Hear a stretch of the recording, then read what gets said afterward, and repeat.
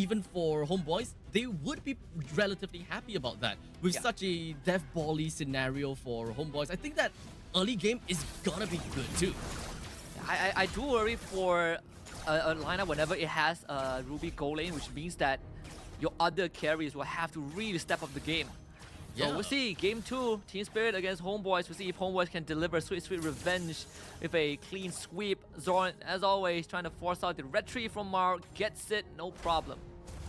I definitely want to see Kid Bomba playing as a Thamus to really step up his game, because we know that Thamus is ultimately really strong at dueling. So as long as Kid Bomba constantly attack and damage over and over again, it is very tough for him to die, and he will be able to go off of very good trades against the opponents.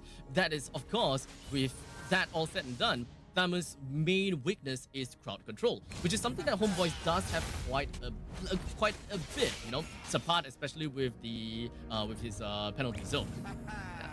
Xorn is just eating up all the damage as well. Thamus, he does scale off pretty hard as the later the game goes, right? He's strong for the first 10 to 12 minutes, especially when he has Vengeance. So we'll see if I mean, how much can Kid Bomba do? It definitely relies on him to somehow get a lead.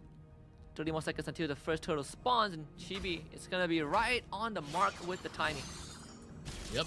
Down in the EXP lane, it's definitely gonna be a pretty boring game, because both of them is always gonna be hiding. They don't want to give any free kills over to their opponent's side. You don't want to recall in this kind of dire situation, especially since the turtle is gonna be popping out in 10 seconds. Your presence is very much expected to make a very big mark in the battles. Especially since Team Spirit, they play a lot on crowd control. With Hiko as well as Sawo, they need to find a lot of these damage output coming in from someone else, and in this case, it has to be Kid Bomba as well as Sunset Lover in the early stages of the game. I mean, the first turtle up as well. He's not in a rush to get the objective, but it's going to be jumped on by Kid Bomba, but the damage not there just yet.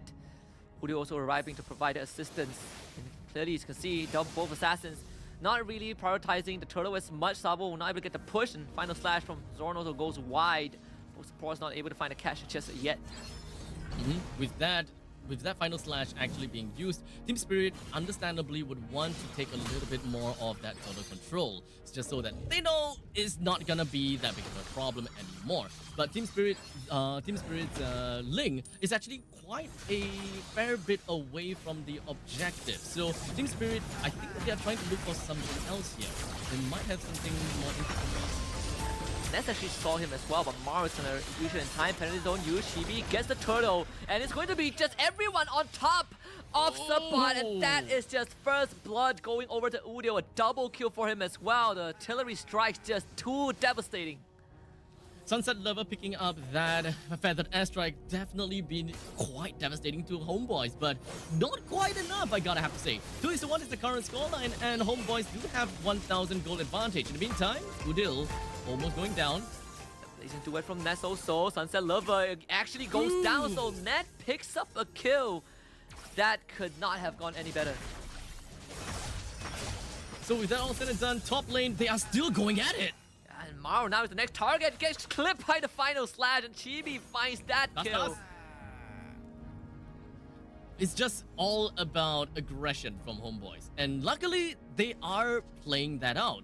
They're constantly trying to look up for this kind of pick potentials and trying to go for kills over and over and over again. But it really relies a lot onto Xorn. His movements have gotta be on par, and Team Spirit, I think that Team Spirit is just lacking onto that mirror capability, whereby Sawo is not exactly trying to look out for where Xorn is, especially since Xorn is one of the main playmakers of Homebois. If you're able to see where Xorn is constantly going about, you can actually avoid a lot of very potential team fights that would catch the side lanes off guard.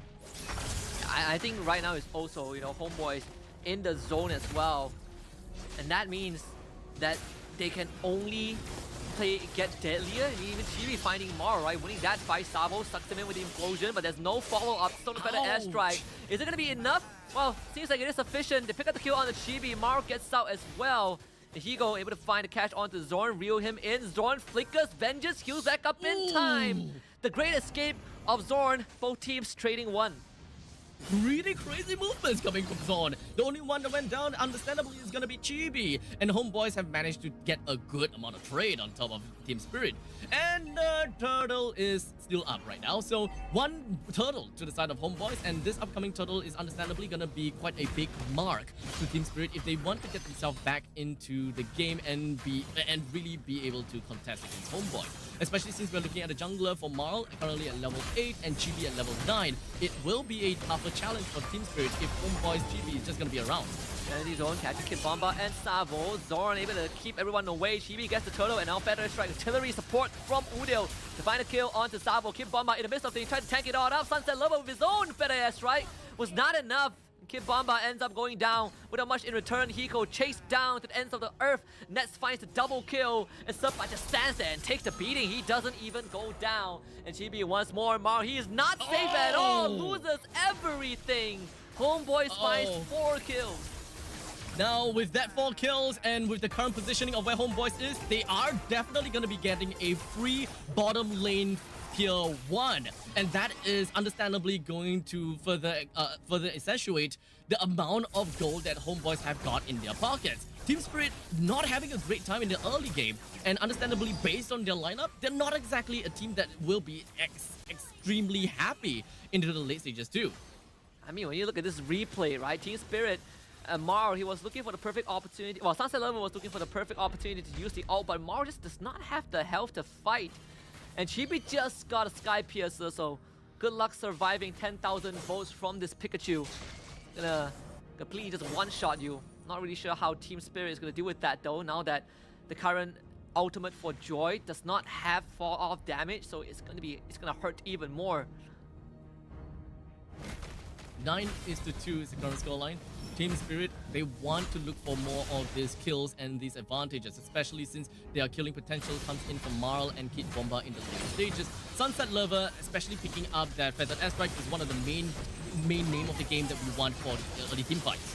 Kid Bomba forces out the Vengeance up, but again catches the bag, and Ness is just gonna come in. It is a duet. Just dance, bit too beautiful. Chibi dies, but Team Spirit loses 4 again.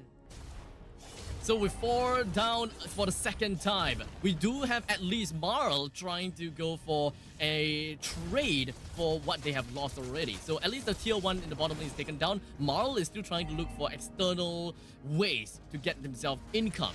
Since teamfight is not something that they can get their income anymore, it gotta have to be from waves, it gotta have to be from money bags from the turrets.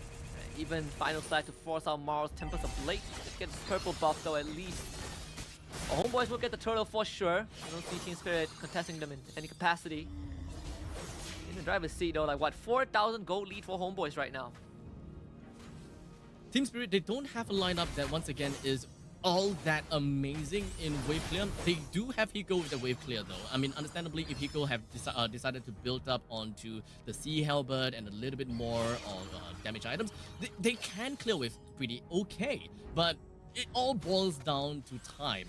Hiko as a Ruby with 0 kills, 2 deaths and 1 assist, how far of an item can he actually get for himself? But in the meantime, we do have the replay coming up. Once again, it's always been Sepat. Sepat's ultimate and all the penalty zones is always super crucial, that breaks apart Team Spirit's lineups. And whenever they wanted to do something, Sepat comes in and puts a break to all of that. He is a hidden MVP for sure, right? His sets have been immaculate. Homeboy is taking control of almost the entire map. Marl trying to pick up scraps, obviously, to get a split push going and make sure that Homeboys always have ways that they need to fix. So what do we do with it? But I think Ness knows that Marl's in there. The Art of Thievery stops the recall. Marl is found. Tempest of Blaze just to gain invulnerability, but stunned on the end. The tip of the spear from Xorn is just lethal.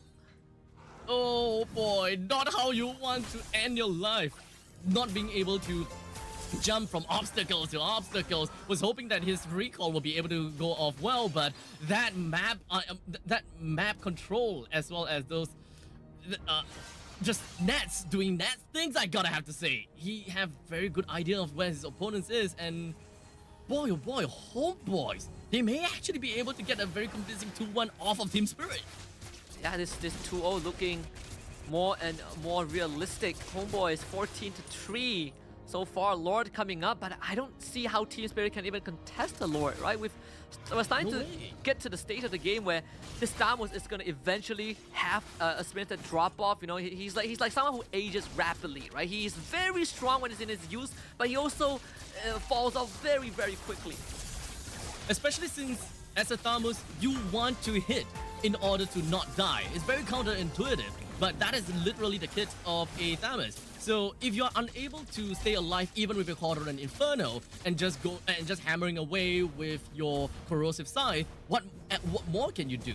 The only thing that you can do is do a couple of damage and then you die a horrible death. So Team Spirit, they gotta have to find ways to really keep Kid Bomba alive, and that idea really boils down to all the burst amount of damage that Kid Bomba have to suffer, meaning Udil as well as Chibi. These two magic damage dealers really need to go, but I don't think that Team Spirit really have an answer to these two at this point in time.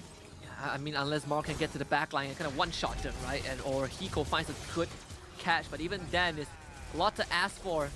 Mid-tier 2 under siege. Homebois, Team Spirit wants to hold on to the structure, but it's just not feasible. And even Mar, he has to give up the top side a little bit, right? He's doing his best to keep that minion wave under control, but sepat is just going to cut the wave as well. So top side is going to be equalized, but Homeboy still sieging in the mid and bot. So with the Lord just gonna be pillaging down to the bottom lane and Udil using up the feathered airstrike, Homeboys is posturing themselves to get a inhibitor down in the bottom lane, and Team Spirit can't even come in to stop all of that. So it's really an unfortunate situation from Team Spirit, but at least one thing that they can do is to bring down this baby Lord, which doesn't have a charge, and Homeboys have got more than just a bonus out of this Lord. I think the saddest thing for Mar is that, okay, wait, Xorn, well, figures safety, but yeah, I think the saddest thing for Mar is, as much as he tries to pressure the wave top side, it gets cut by a Homeboy, so he ends up getting nothing, and he's gonna lose his tier 2 after so long, after all that effort. Conceal from Homeboys as well. Xorn looking for a pick, ain't gonna find it though. Again, flick a penalty zone on the two. sepat splits the fight apart, and Ness, he's able to get out, and Hiko in the midst of things. Implosion gets used by Savo, but the electrocution from Chibi is just way too strong. 10,000 votes and 2 kills for Homeboys.